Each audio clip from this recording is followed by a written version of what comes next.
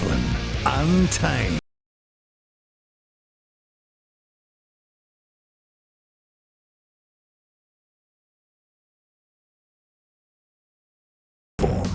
Welcome to the podcast, people. Martin Devlin, Lachlan War, every day 1 till 4. What's that? That's our live sports show on the platform. Download the app, subscribe to Platform Plus, keep us in gainful employment, and thank you very much. It's Only Sport. iOS is the name of the show. What do we cover today? Well, Champions League to start with. What just a ding-dong, bing-bong, la-la, cuckoo. Second leg, semi-final that was with Madrid. How on earth did they beat Bayern Munich? Tom Rennie all over that. Mitch Barnett saying what everyone who is a Warriors fan has been saying for the last couple of weeks. Teams lost its mojo. Ill discipline. Too many errors. What the heck is going on? I applaud the man's honesty. Super Rugby. A triple treat today on the show. Taufa Funaki from the Blues. Tyler Bleyendaal, assistant coach of the Canes. Jermaine Ainsley, the big front row for the Highlanders. Two huge matchup this weekend. I'm looking forward to big time, Saturday afternoon, Saturday night. The Knicks off to Melbourne tomorrow. Skipper Alex Rufer was on the show. What the hell has happened to Live Golf? It's just fallen off a cliff. Nobody seems to care anymore. Matt Vincenzi from Golf WRX talking about that. Costo's Corner. Jason goes through round 10 game by game by game. So much to do, so much sport to talk about. And we start the show the same way every single day. Tablets in hand, gather my flock. It is time for a sermon. That Champions League match, mad. Let's go to the mountaintop. We live in an amazing, amazing world, and it's wasted on the crappiest generation of just spoiled idiots. Sometimes sport just leaves you speechless. That's the reaction most of us watching the Champions League semi-final second leg had this morning after a frenetic match between Real Madrid and Bayern Munich. Two of Europe's footballing heavyweights throwing haymakers for 90-plus minutes before Madrid again unbelievably snatched victory from the jaws of defeat. Or did Bayern, in fact, snatch defeat from the jaws of victory? What a wild ride of a game. A hell ride, though, if you're a fan of either side. Two late goals to win it for Real. Bizarre coaching decisions. Disallowed goals. Refereeing controversies right at the end of the match. And a result that even now, hours later, I'm still scratching my head over. Real are not a great side. I mean, that's ridiculous, isn't it? Yes, I know they've just won La Liga again and they're in the Champions League final again. So, of course, they're a good side, but they're certainly not a great Real side, or are they? The names from the past, Puskas, Di Stefano, Carlos, Modric, Romario, Ronaldo, Figo, Zidane, Benzema, Raul, Joselu? Who? Who are you, mate? What? He played for Stoke City in England and then Newcastle, a 34-year-old reject on loan from Espanyol. And they've just been relegated to La Liga, from La Liga to the second division. He scored a brace.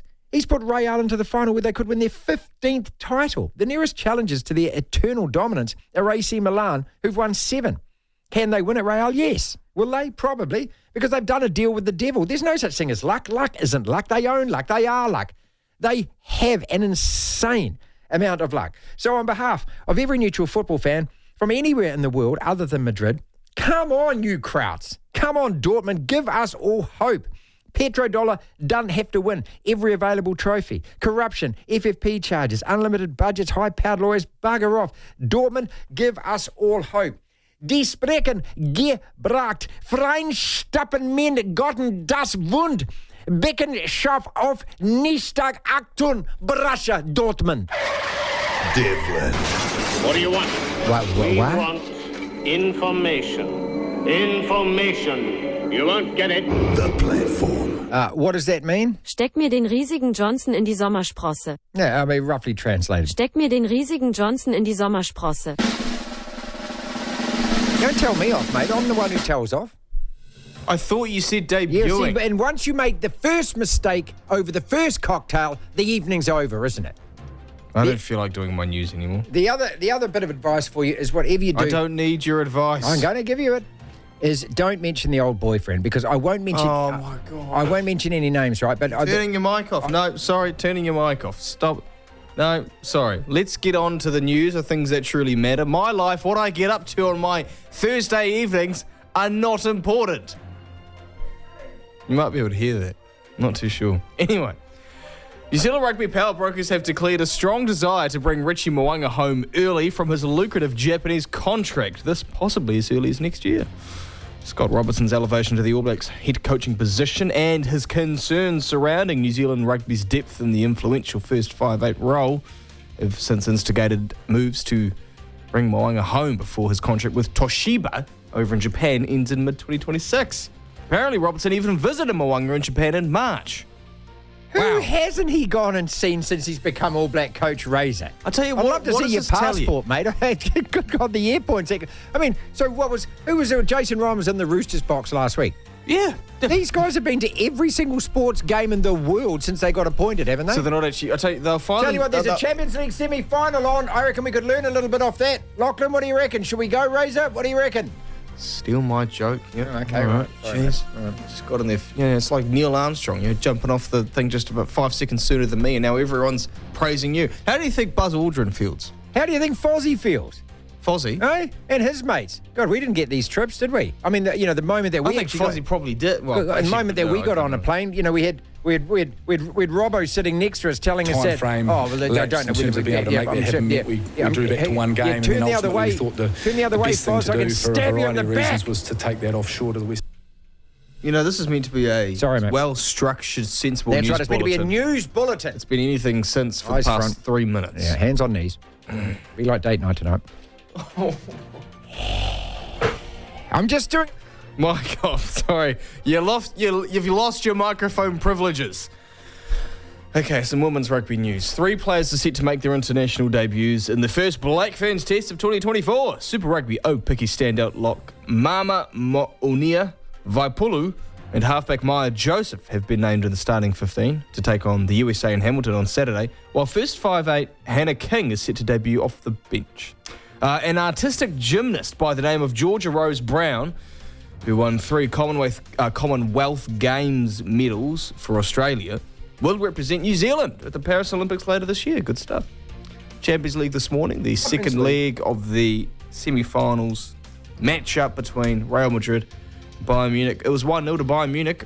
Alphonso Davies scoring in the 68th minute, and it was 1-0 right up until the 88th minute. Yes. And then, you know what happened? Joselu happened.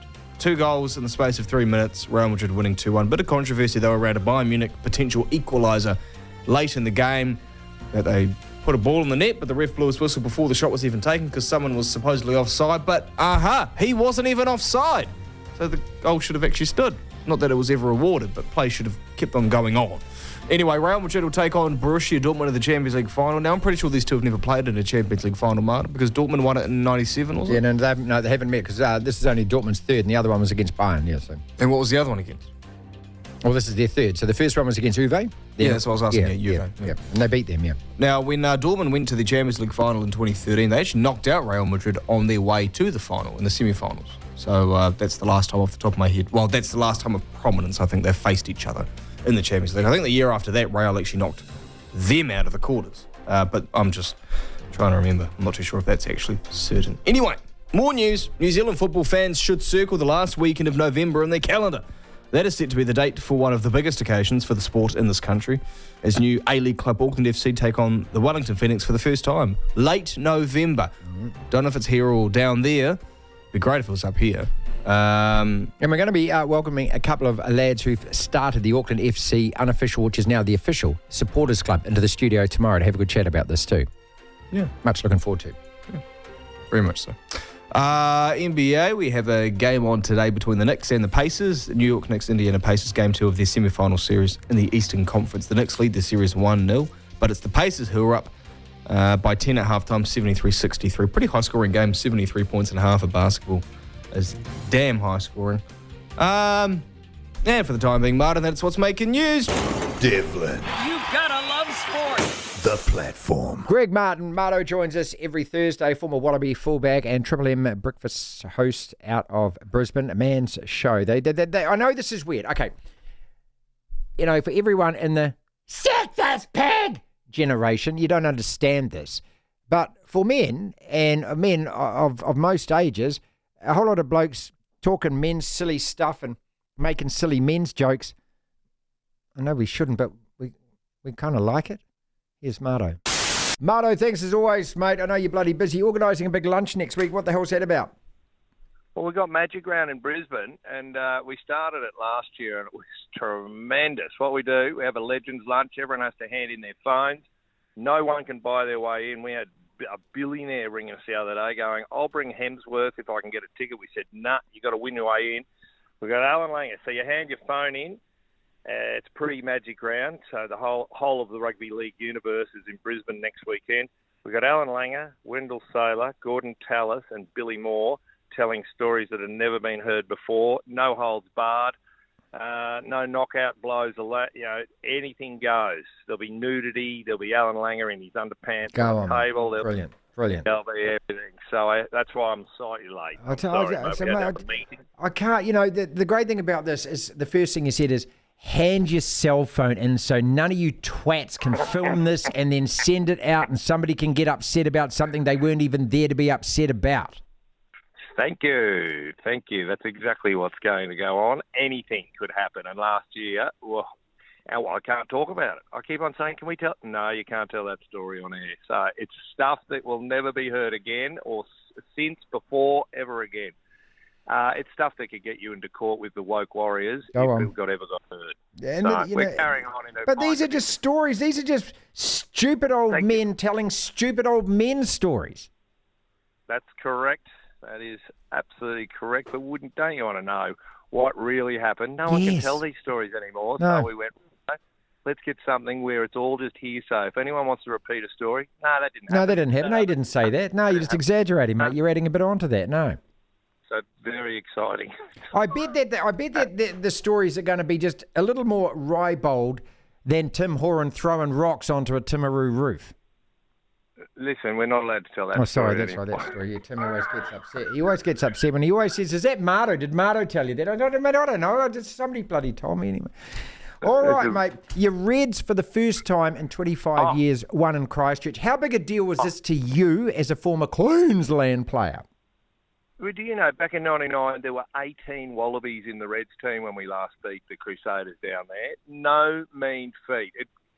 I know the Crusaders are languishing near the bottom, but they had a few of their players back and they were sort of informed from the weekend before. Mate, this is, how do we say to you, we need little moments. Like we almost beat the Blues the weekend before. We need moments like that to get the the casual rugby fan I keep telling you about, to get them attached again, and they're starting to talk rugby again, which is great. And there's talk, and it's not just me. This might be the year where we win the Bledisloe. Well, no, okay, so this Reds team 5-5, but you had heartbreakers against the Canes, heartbreakers against the Blues. Okay, you've beaten the Crusaders. You've now got the Rebels. You're not going to cock this up from. Don't tell me you're going to cock this up from here, mate.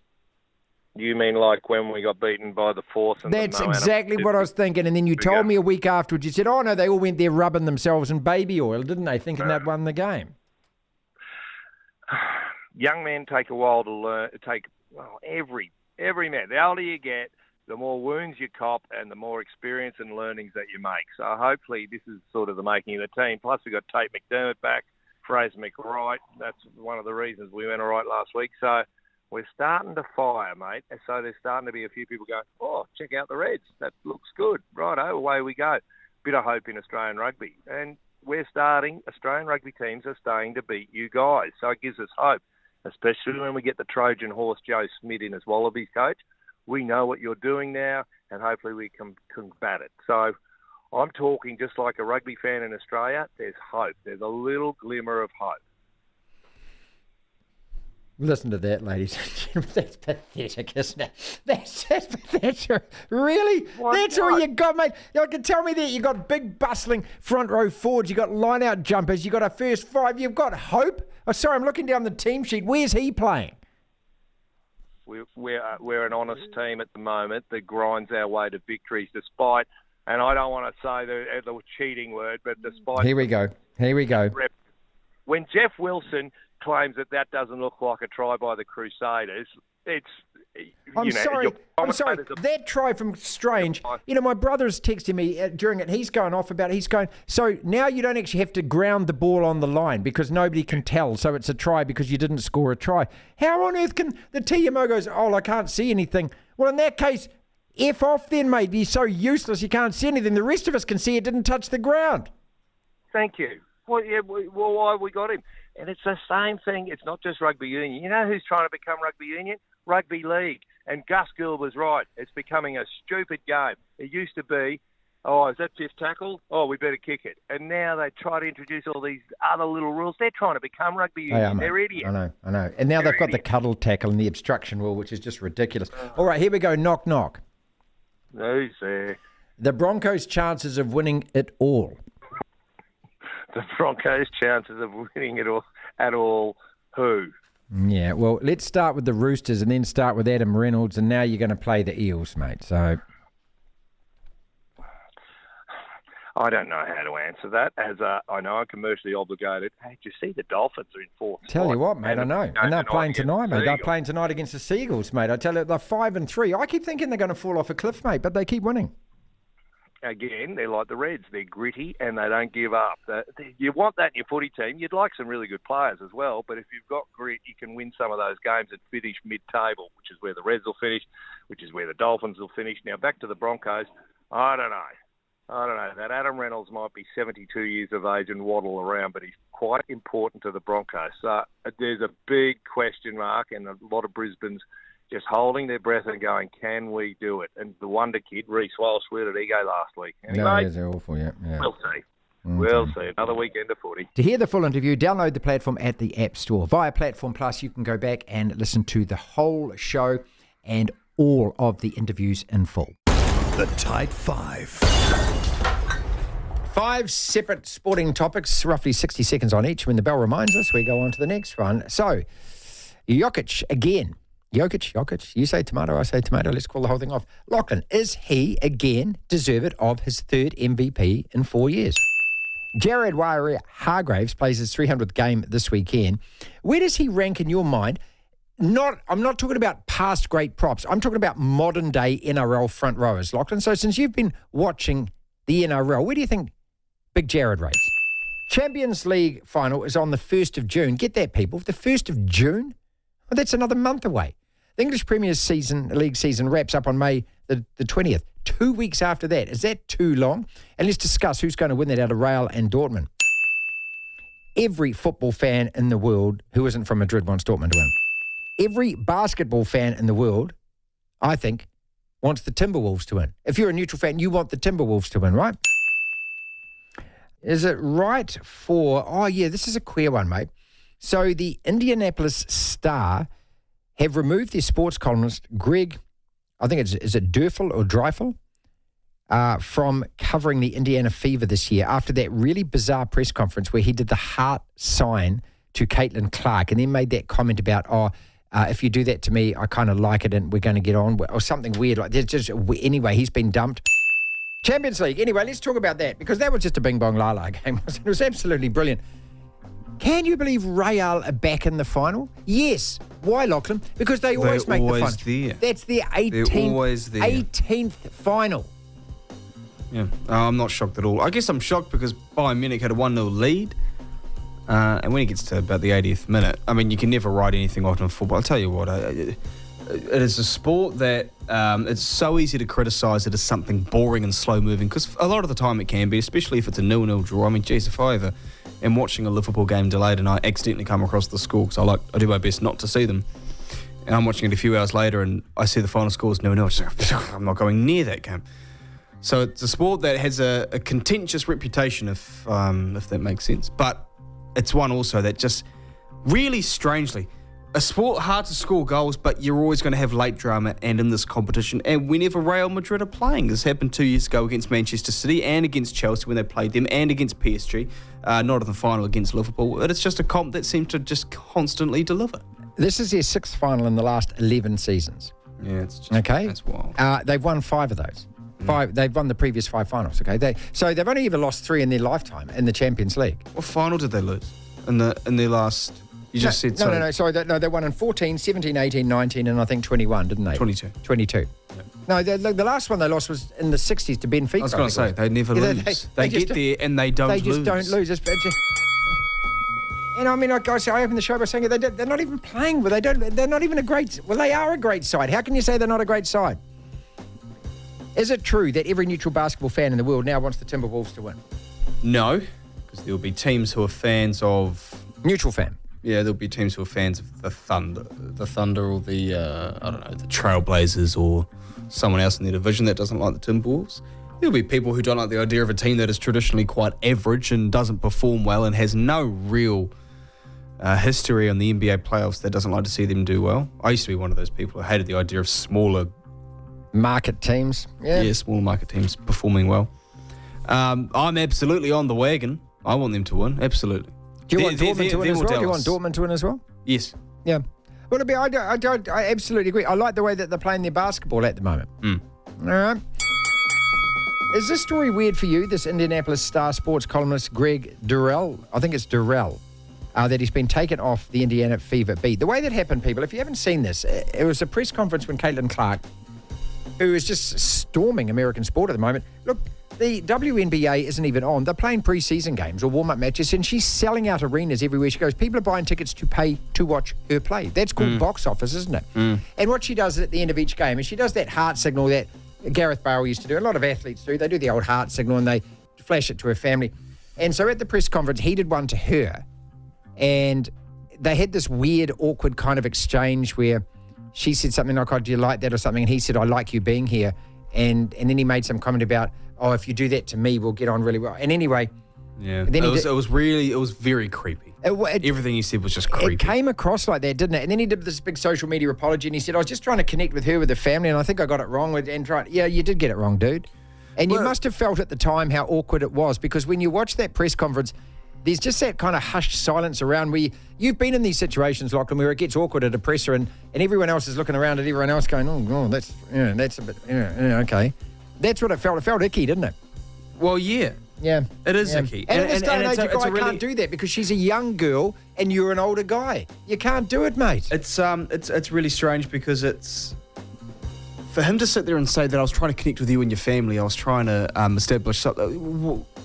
Does that mean that you usually do that and behave that way to, I don't know, make friends or get along with people? It's just, like, go back and listen to it. It just sounds awkward and creepy and weird. It sounds like a man... who is, it's a strong word to use, but being predatory towards a woman. That's what it sounds like to me.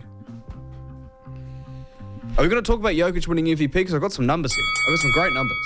Yeah, I want to do that. And then I've got just a question about vaping to wrap up with. Jokic, third time in 4 years. Yep. Okay, you watch a lot more NBA reg season than I do. We both watch the playoffs, and I am just addicted to the NBA playoffs. I don't really watch a lot of reg season because I just find it Tim Tam. I just hate it. It's chocolate biscuit. See, I hate it when you say this because you watch baseball regular season. I watch it. That's worse. I tell you what. Well, okay. That is so much worse. I'm a flawed human being. So, Jokic, third time in 4 years. Does he deserve the MVP?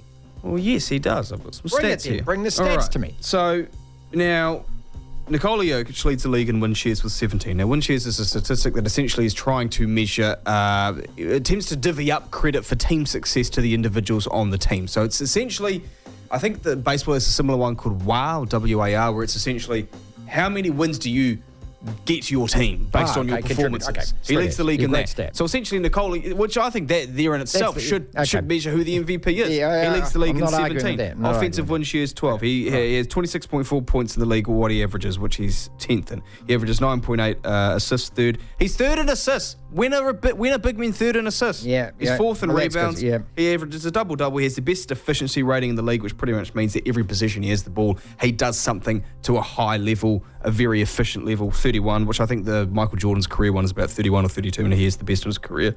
The Nuggets had a 57-25 record during the season, I think it was. So 50 wins or more, which every year they get around that mark. He is the best player, and those are just the numbers. In terms of the eye test, he's the best player in the league offensively. He is an absolute sort. Simon and I think he can do everything. The numbers back it up. But you watch him, he can't be stopped. He does it effortlessly. He does it fluidly. And just finally, he is one of 7 players all-time in NBA history to win 3 in a 4-year stretch. Those are the 6 players along with Jokic, LeBron James, Larry Bird, Magic Johnson, Kareem Abdul-Jabbar, Wilt Chamberlain, Bill Russell. What a list to be on. 2 major matchups this weekend in Super Rugby. If you haven't jumped on this competition this year, you're missing out. You really are, because it has been terrific this year. And this weekend, Saturday afternoon, you got the Blues versus the Canes, 1 and 2, playing at Eden Park. And following that, the Highlanders versus the Crusaders. And whoever loses that game probably won't make the playoffs. Last chance to dance for the Crusaders. A triple treat coming your way. Blues halfback Taufa Funaki. As well as that, the big prop from down south. Well, he's an Aussie playing for the Highlanders, Jermaine Ainsley, and Tyler Bleyendaal, Canes assistant coach. 1, 2, 3, all in a row for you. What a matchup coming on Saturday. 1 versus 2. It doesn't get any bigger, does it? Nah, it doesn't. That's one we've been looking forward to since we got dropped off early in the season. So, yeah, it'd be a good one to turn up for. Good one to be on the field for as well. Taufa, just go back to that game in Wellington where you had a 6-2 bench split. Didn't really work out for you that day. Yeah, it was a tough one. We backed the management and what they decided to do with the bench. Sometimes things just don't go your way. Obviously, we had 2 backs who went down early. And I think that's just the risk that comes with setting up the 6-2. But, yeah, we just weren't good enough that day. Well, that's a very humbling way of looking at it. Not in the end, just not good enough. Since that time, though, you haven't lost a game. You guys have been toweling everybody, mate. Yeah, I think we've done well to find our rhythm post there.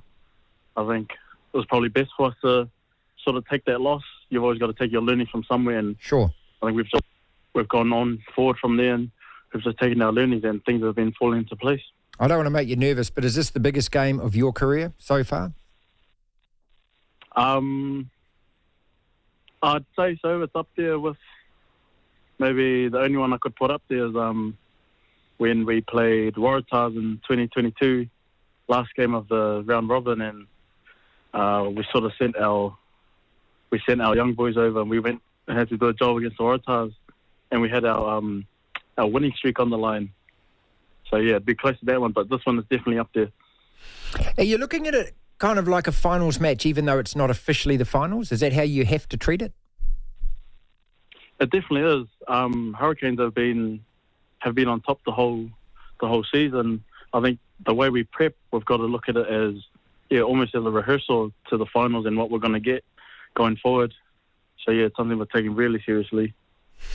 And your role in playing, so you're obviously going to be starting this game. You've got Knock on the bench as well, but you've got Finley Christie there. How it's obviously very competitive between all three of you, isn't it? Yeah, it is. I think the best thing about it is we're all competitive, but we've got a real good relationship with each other. So we're constantly pushing for each other. We obviously all want that 9 spot and to be on the field, but leading into every week, we're just there to make each other better because it's at the end of the day, it makes ourselves better, yeah. You're up against the old dog with all the old tricks and TJ, mate. Yeah, TJ's been unreal this year. He's been through it all. So I guess it'll be good for me to get a gauge on where I am with my game. But then at the same time, it's a good challenge. It'll be a challenge, yeah. Don't let him talk to you, mate. Don't let him chip at you. Nah, I'll be good with it. I think I've got a bit of a mouth on myself as well. Congratulations on also you re-signing for next year. The Blues is where you want to stay, obviously, huh?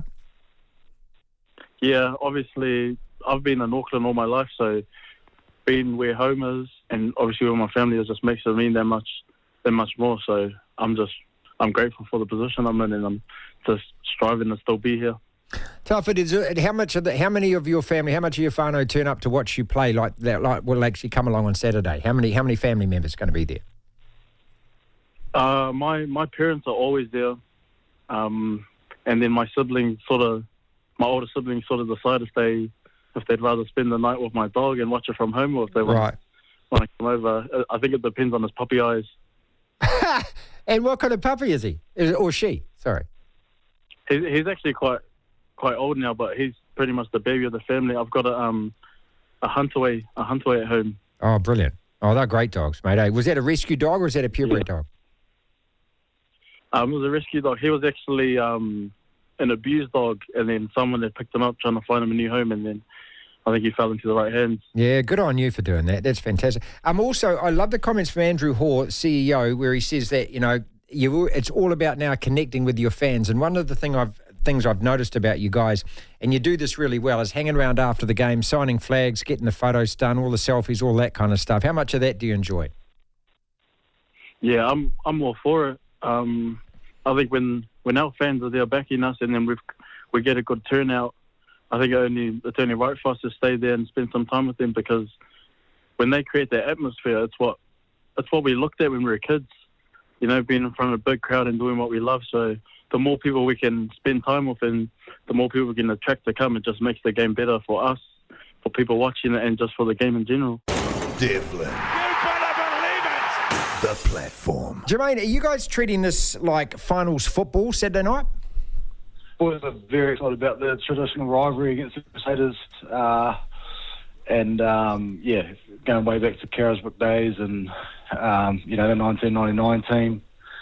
I think the guys are really excited by the tradition of playing the Crusaders. Yeah, that's actually a great piece of history to reference there, mate, because that was the party at Tony Brown's place and everything else, and they came down and and burgled the final. Yeah. But just in terms of where both teams are also, on the points table at the moment with just a handful of games left. Yeah. Yeah, I think, that's at the back of everyone's mind. I think we know, I think if Crusaders lose us, they're out, potentially, so... we know the importance that we need to win, one or two more. So I think everyone wants to win. Everyone wants to make quarterfinals. Everyone wants to make playoffs. So I think everyone's excited about that addition of the game of playing Crusaders. So put that all together, mate, and we've got a pretty excited group. You can end their season. God, I tell you what, that's like a symphony. That's like an opera, isn't it? That's like a love song. Yeah. It's only, mate, because they've dished it out to the rest of us for as long as they have. This is what I love about sport, Jermaine, is that when a team's really successful like that, I mean, of course you can admire from a distance, but it just makes beating them so much better, doesn't it? Yeah. I mean, low-key, it does. And, I think it just got a chance to, put them away and we know they've got a lot of All Blacks playing. I think they've got 11 All Blacks playing, so we know they're not doing too well on the table. We know they can win at any time. They're championship team, so we're aware of that, and we're not taking this game lightly, that's for sure. Well, I got to say, I was really impressed by your performance away at Nuku'alofa last weekend. I watched that game. Given the conditions, given the physicality of that team, given the home crowd and everything else, that was the best game that you guys have played all year. Would you agree? Yeah, I think the coach has done a really good job of setting up the week for that week. We knew it was going to be a tough travel over there. We knew things wouldn't go right in terms of travelling, and we knew conditions were going to be tough. We knew Moana, it was the first game in Tonga, so we knew they were going to be up for it. And I think the coach has done a really good job of setting up the week to keep us on edge. And we were only there for 48 hours, I think it was. So it was a really in and out job. And I think the team done really well building into the game. Playing out there was pretty cool feeling that probably the first game in a while that we've really connected as a team and played our game plan in tough conditions. Look, I tell you what, looking out from the outside, and it looked like that. It looked as though it was a really tight bunch because you were pragmatic in the decisions that were made. And that was what impressed me the most. That was a team that wanted to win that game and just did the right things to win. Didn't try and do too much. Yeah. No, definitely, and that was the plan. We were, we knew it was going to be rainy. We didn't know how much, so I think we adapted well to that. And our game plan sort of suited that anyway, but a bit more of a kicking game, run them down a bit, and just back our game plan within their 22. So it was good to get that one. Jermaine Ainsley is with us, Highlanders prop. What a matchup against the Crusaders this coming Saturday night. And don't try and kid us, mate. I know what you front rows are like. You love it when it's rainy and muddy and the ball stays within about a yard. Come on. Yeah, that's it. No, we want the game to slow down a bit, mate. That's ideal. You've also got the big boy back, Ethan, after a week's duck shooting as well. So, anchoring the scrum with him as well. How important is that? Yeah, I think he's really our only All Black and Falau for Taufa. Of course. So, we get a lot of leadership from him within the group. He's guides the team really well. Everyone gets behind him. And then, of course, the scrummaging. He's known for his scrummaging, and his big tackles, big runs. So he brings a lot to the team, and a lot of the guys feed off that. So really excited to scrum with Ethan. It's always good playing next to him. It's after everything you've gone through this season, and there's been plenty of disappointments. I know that, but here you are. You're on the precipice, as you say, of winning this game and making eight. That's a hell of a motivation, isn't it? Because this is what seasons are about. They're ups and they're downs, but ultimately the only thing that counts is how you finish. Yeah, no, definitely. I think last year we snuck in by 1 point into playoffs, so we know how important this is. We know we've got a relatively new group this year. But I think, having a younger group, it brings a lot of excitement. So the guys are really up for it, and just got to keep building that belief within the team. We may not be on the top half of the table, but we can certainly get there for sure. Devlin. Yes, can we do it? The platform. Tyler Bleyendaal, who is assistant coach of the Hurricanes. Thank you so much for your time, mate. Appreciate you. No problem. Thanks for having me. Yeah, well, how's the preparation been going all week? Yeah, it's been a good week. I've had a full week to prepare and a good few training days, so it's a really exciting challenge for us to head up to Auckland this weekend. We're looking forward to it. It's a massive game, mate. Yeah, it is. It's look, we're trying to, obviously 1 week at a time, but we understand it's a top of the table and a huge challenge that we haven't done too well in the past seasons up in Auckland, so yeah, we've been gearing up for it nicely. Look, I vividly remember that game at the Caton where they had the 6-2 bench split, and we were talking about that a little earlier on the program, mate. There was something really exciting about the Hurricanes that night, about a whole lot of young guys who played without fear, who just wanted to bash guys over, get the ball, score tries. Was that a signature or a statement game for your team, do you think? I think it was a good expression of what we can do. We've got a bit of talent across the squad, but we like to play with that power and physicality and, like I say, a bit of freedom. And when the guys are expressing themselves like that, we look pretty dangerous. So, that's something we'll be looking to do again. And I don't know whether it's because it's the World Cup cycle, and it ends and a whole lot of players go overseas and that, but there just seem to be a lot of young men there that are just playing without fear and putting their hands up and saying, I'm just going to play well and see what happens. Do you talk to your guys about those All Black aspirations? Yeah, mate, we're really excited as coaches to give our players the best opportunity to kind of make the All Blacks. And I think, when players leave, like you say, in those World Cup cycles, it just creates opportunities for them to maybe get more opportunity. And I think, you look at our loose forward trio, there's a great bunch of youth, but, like you say, a bit of fearlessness and just really good talent that we're seeing a bit more often. So, yeah, it's really exciting for some of those guys. Look, we had that young teenage halfback you've got, I think his name is TJ Perenara, on the show last week. And he's a young fella, eh? He was just, mate, you could feel the enthusiasm in his voice, though. That's what I really liked. He's got a new lease of life, it seems. Yeah, he's still moving around really fast. He's got that same cheeky mouth on him, and the boys are loving having him around, and he's still got such a great work ethic and a want to get better, which is quite pleasing to see for someone who's playing nearly 160 games for the Hurricanes. Tyler, does it mean a lot? Is it that important to finish first in the round robin to you, or is it just important to actually clinch those home playoff places for semi-finals, quarterfinals, and so forth? Yeah, I think home playoffs is a massive advantage. I think historically that's where a lot of the winners come from in Super Rugby, so that's the first focus. But I think just the kind of pride involved of having a top of the table clash and trying to put a performance out there that gives us a chance to get those home playoffs. That's what we're looking for. But yeah, we understand that if we do well, then that's at the end of the season. That's what we're going to get. And look, Wellington, Titletown, bit of competition because the Phoenix have got that home semi-final coming too, and I understand that they're selling a heap of tickets for that too. It'd be fantastic, wouldn't it, for the city to have two teams rocking semi-finals at home? Oh, that'd be awesome. Yeah, I mean, it's great to have them in our training facility alongside us, and we feel like we've really connected with them this year, and it's been awesome to see the success they've had. And, we're right behind them. That'd be great to see. 9-1, both teams going with the record. How do you separate, if you're just a neutral fan, if you're just saying, hey, how do you separate these two teams, the Hurricanes and the Blues, who've been the two best teams all year? Yeah, mate, I reckon the Blues are, I think, statistically, they're the best defensive team, really hard to break down. They couple that with some pretty exciting backs on the transition attack. So, we're going to have to, I think, back our possession game, try and build phases against them to break them down. And, we're just going to have to match them, go toe-to-toe in the physicality battle. Yeah, because do you treat it like it's a final before a final? Is that how you treat this? I know that you've got other games to come in that, but is that how you actually look at this game?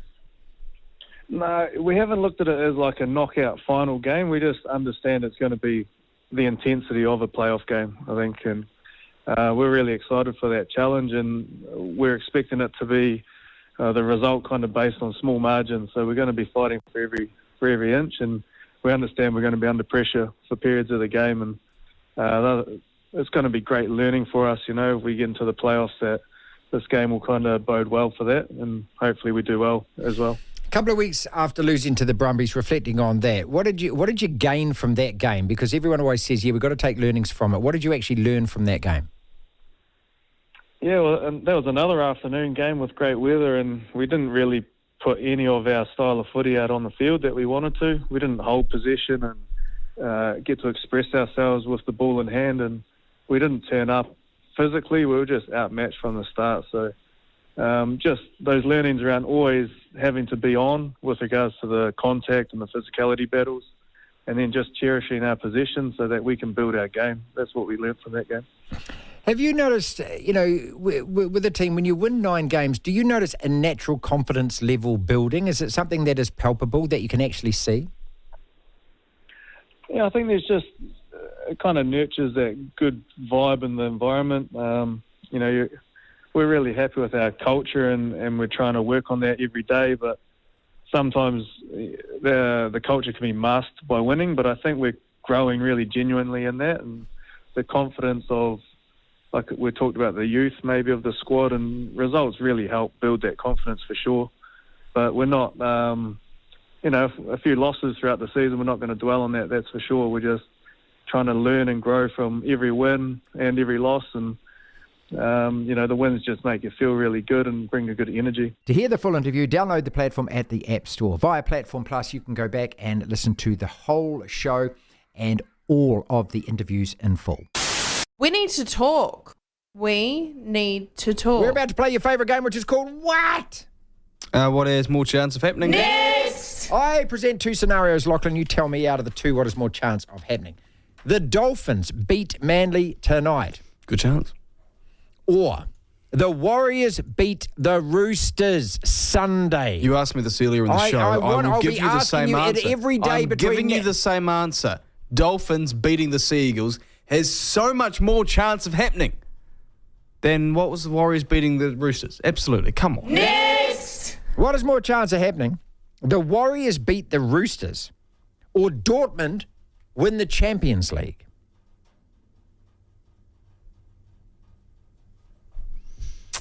That's tricky. I would lean towards Dortmund winning the Champions League. Yep. Throw the Warriors dog a bone here, mate. We're not a bad side. Why have you lost 3 in a row? Because why are you winless in 4? As Mitch Why Barnett, are you sitting 14th on the table? Mitch Barnett says. We've lost our way a little bit through, I guess, a bit of frustration. Yeah, frustration. That's why we lost. Probably a good way of putting it. And we've had a good session today, and hopefully we get things back on track sooner rather than later before it's sort of too late. We've lost because of frustration. I tell you what, you go back in recent history, go through all of the NRL ladders of the last 10 to 15 years, find a team that's sitting 14th, and you can make all the excuses in the world. No, they're actually a good team. They just only won 9 out of 24 games. Yeah. It doesn't matter. It's not a talking league. It is a doing league, as you say many times. I totally agree with you. All right. Next! The Warriors are not a good Warriors side. beat the Roosters. We don't have this conversation. We're talking about partially agree Warriors with that. beat the Roosters. We're talking top 4 again. I don't think the Roosters say that. No, I don't think the Roosters are on the same. No way. The Roosters aren't on the same level as the Panthers or the Storm or the Sharks right now. Sure, they've had 2 good wins in a row, but they're 5-4. Yeah, they've won 5, but they lost 4 games. If the Warriors can beat the Roosters and then the Panthers, absolutely we can have a conversation. Absolutely. Okay, so what is more chance of happening then? Next! The Dolphins beat Manly. Now, these 2 teams, 4 and 5 on the table. They're separated only by a point. Manly are 5-1 and 3. You would expect them to be ahead of the Dolphins, who are only 5 and 3. But no, because the Dolphins have had the bye and you get 2 points for the bye. I just think they should remove the 2 points for the bye. Anyway. Yeah, it's stupid. It's stupid, isn't it? That's the Eagles side. And this is the thing about the NRL. And you can go through, as you said, Lachlan, and I agree with you. You can go through every game. Oh, the Warriors are 14. But if Xavier Coates hadn't scored that try. If only this had happened. If only this had happened. So what? Okay. And Manly could be sitting there going, how the hell, with 63 seconds left, did we blow an 8-point lead against you lot? And look at where you are now. And then they had a 20-point lead against the Raiders was it Friday night I came home? Friday night I came home. And they botched that as well. So they're vulnerable. The only three teams that I think that aren't are the Sharks, the Storm, and the Panthers. And the great thing about that this weekend is that the Storm play the Sharks. So what is more chance of happening? Next! The Dolphins beat Manly tonight, or the Sharks upset the Storm in Melbourne over the weekend. We'll do more of this tomorrow, but I just want to pick out that fixture for you. There's a real test for the Sharks, isn't it? Yeah, I'm not sure. Because I don't know whether all of the teams that they've played are teams that you could actually, if you say on paper, they should have beaten them. The only game they've lost is the West Tigers, the Sharks. The Sharks are 5 in a row, right, with a bye in the middle of that. The Storm are 5 in a row. These are your two best teams, the two form teams. Hell of a game, isn't it? I think the Storm are a better side. I think they've got a much more lethal spine, if you will. I think the Sharks have punched above their weight a little bit these first Everyone few keeps saying that, you know. But if they beat the Storm, we don't have that conversation. Yeah, right? Actually, in defence of the Sharks, it's a bit unfair on them why people are doing that. I think in part people are saying that because this is a Cronulla side that has lost 3 finals matches, gone 0-3 in the finals the last 2 years since Craig Fitzgibbon took over. That's exactly the reason why everyone's doubting. They've become known as the team that beat the bad teams, but you can't beat the good teams. That's it. So that's probably why. They also have a half-decent record over the Storm in recent years. They don't. I mean, unlike. What's got more chance of happening? I think there's more chance that the Dolphins beat the Sea Eagles. What is more chance of happening? The Warriors beat the Roosters on Sunday, or the Knicks beat the Victory. My bad before. I said that's on Saturday night. It's actually 6 o'clock on Sunday. So you can watch these two games back to back. No, it's on Sunday? Yeah, you can watch the Warriors play the Roosters, and then you can follow that with the Knicks at the Victory. What is more chance of happening? The Warriors win or the Knicks win away from home?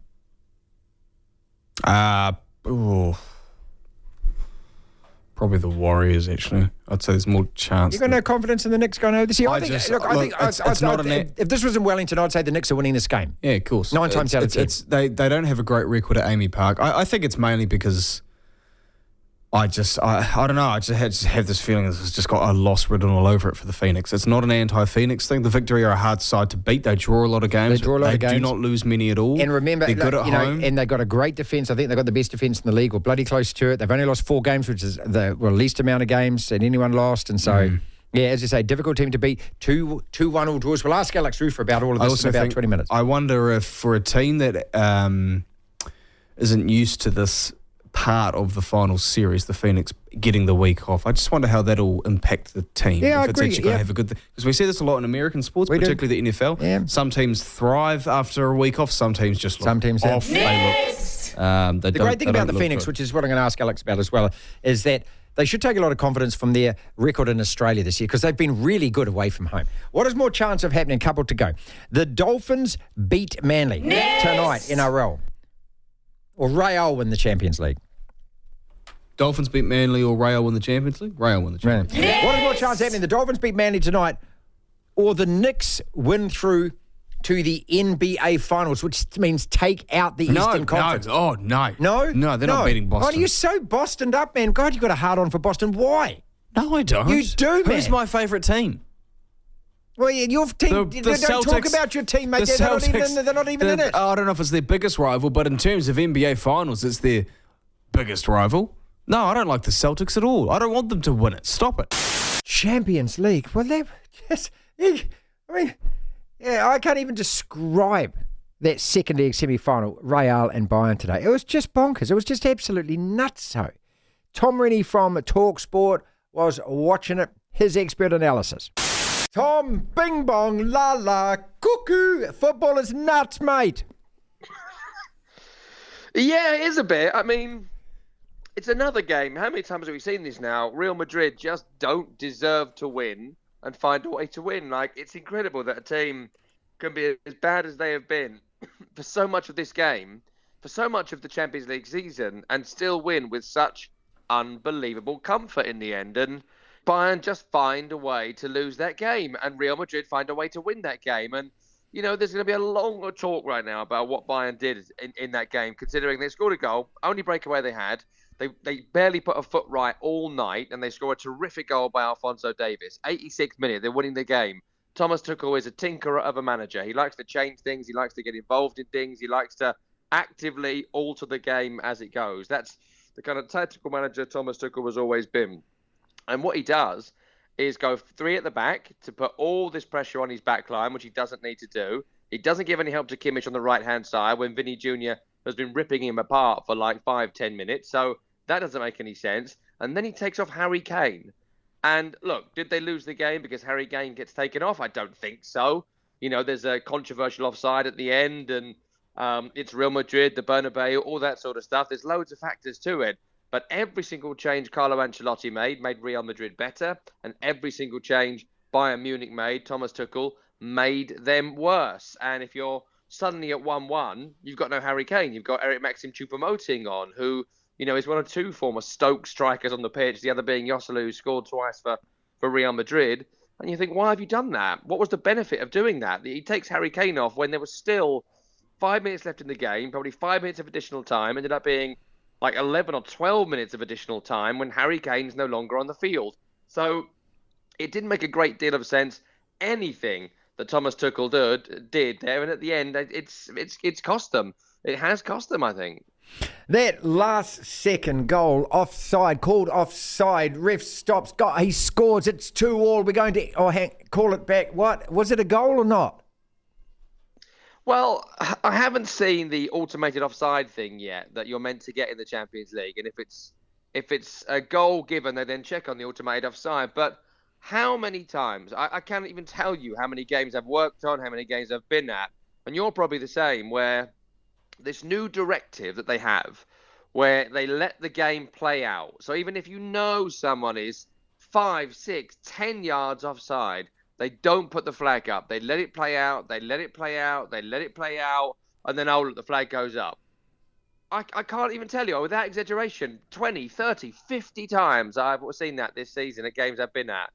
And yet in this game, in this moment, in the 98th, 90th minute, whatever it was, the assistant puts his flag up. And not only that, the referee blows his whistle. Like, it's astonishing. Like, I don't know at the moment. I've not seen a conclusive replay. It looks like De Ligt and looks like Choupo-Moting. One of them is clearly onside. One of them looks offside. But the one who looks onside is the one who heads the ball. And so they could have then let that play out. It goes on to go to the guy in the middle who scores. It's unbelievable. The flag would go up. Then they would blow the whistle. But then you've got to look at the fact that because the whistle was gone, have the Real Madrid defenders stopped trying to defend? I think they have. Does the goalkeeper try and save it? I don't think he really does. So the officials have had a material impact in what is happening there. So you can't quite say Bayern have been robbed because we don't know exactly what would have happened. We know the officials have materially stopped that chance from happening. But in the end, I don't think Bayern deserved to win the game. But it's extremely infuriating for Thomas Tuchel and everyone involved at Bayern. Tom Rennie talks sport. We're talking the Champions League second leg, and Real Madrid have got out of jail again. Do remember the last time they won, they asked their way past PSG, Chelsea, Man City, and even in the final against Liverpool. The luck that this team has, or they just keep going and they end up getting the result. I was going to say it's 1999 all over again for Bayern conceding 2 late goals, but these days football matches are 150 minutes, Tom, so not quite. You've still got another 19 minutes to play at the end, haven't you? Look, this is not a good Bayern. This is nowhere near a good Bayern. It's nowhere near an elite level Bayern. It's nowhere near the best of Bayern. So they've actually done quite well to make it to the semi-final with all the drama and chaos that's going on with Thomas Tuchel and Uli Hoeneß having a row. Tuchel's being sacked. Nobody wants the job. All the issues that are happening at Bayern Munich. So in terms of the quality of that team this year, they've done a good job to get this far. But, this Real Madrid side, it's astonishing the way they keep on doing it. I was looking back at a video of maybe 4 or 5 years ago when it's a similar story. Man City from 3 years ago, it's a similar story. I detest the way they speak about the Champions League like they own it, like it's their Well, they their won it 14 bloody times, mate. I mean, that's the thing. Well, this is it. Like, I can't stand the way they talk about it, but it's quite difficult to argue with. Yes. Because it just sort of feels like the trophy wants them. You know, whatever they do, the trophy will find a way. The tournament will find a way to get Real Madrid to the final. Will get Real Madrid a way to win that competition. It's just, I mean, it's in their benefit to push that propaganda, and it's even reached me. I cannot believe they made it through. I cannot believe that this Real Madrid team have walked La Liga in the way they have. Look, Carlo Ancelotti, incredible manager, maybe the greatest manager ever in football. You know, he's up there in the pantheon with Sir Alex Ferguson and all the great managers that have ever managed in this game. He's rebuilding this team, a young team, an inexperienced team, alongside the veterans of the Ronaldo heyday and the back-to-back Champions League in Nacho and Modric and Toni Kroos. These guys with Vinny Jr. and Camavinga and Tchouaméni and Jude Bellingham. It's an incredible mix of different generations, and he's found a way to make it work. It's like, you know, the old adage about German football is now about Real Madrid. A game is played in 90 minutes between two teams. They have a kick about, there's a few goals, and in the end, Real Madrid win. That's our podcast for today. Thank you so much for listening. If you want to listen to the entire show, 1 till 4, Monday to Friday, download the Platform app, and via Platform Plus, you can go back and listen to whatever shows over however many weeks at your leisure, at your listening pleasure. Platform Plus. First thing to do, though, is download the Platform app. Devlin. Unbelievable. Incredible. The Platform.